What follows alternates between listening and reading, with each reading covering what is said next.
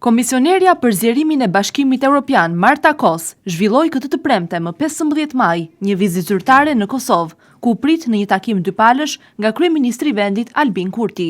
Vizita e saj vjen në një moment rëndësishëm për procesin integrues të Kosovës dhe për raportet mes Prishtinës dhe Brukselit, teksa Bashkimi Evropian po kërkon përshpejtimin e reformave në rajonin e Ballkanit Perëndimor. Në deklaratën e përbashkët për mediat, Marta Kos e konfirmoi gatishmërinë e Bashkimit Evropian për të intensifikuar bashkëpunimin me Kosovën. Kos e vendosi theksin tek funksionaliteti i institucioneve, stabiliteti politik dhe vijimi i reformave kyçe, të cilat lidhen me sundimin e ligjit, administratën publike dhe zhvillimin ekonomik. Komisionerja Evropiane nënvizoi se qytetarët e Kosovës vazhdojnë të mbështesin fuqishëm perspektivën evropiane të vendit dhe cilësoi këtë optimizëm si një sinjal të rëndësishëm, jo vetëm për Kosovën, por edhe për vetë Bashkimin Evropian. Ne në Bashkimin Evropian mezi presim që të intensifikojmë nivelin e punës me ju, prandaj funksionaliteti i institucioneve është shumë e rëndësi.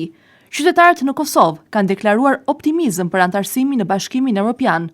Nuk është më rëndësi vetëm për shtetin tuaj, por edhe për të gjithë BE-n. Kos bëri të ditur se vlerëson progresin e arritur deri më tani nga Prishtina dhe përmendi se dialogu me Serbinë mbetet një faktor kyç për avancimin e procesit evropian dhe një element thelbësor për të ardhmen evropiane të dy vendeve, si dhe për stabilitetin e rajonit. Vizita e Kos vjen vetëm pak javë pasi ajo rikujtoi se Kosova duhet të vazhdojë reformat për të përfituar nga plani i rritjes së Bashkimit Evropian për Ballkanin Perëndimor, një paketë financiare e cila synon të përshpejtojë integrimin ekonomik dhe politik të rajonit me BE-n. Fondet evropiane që parashikohen për Kosovën do të lidhen drejt për drejt me progresin reforma dhe paralajmëroi se ritmi i zbatimit të tyre do të përcaktojë edhe ritmin e mbështetjes financiare nga Brukseli.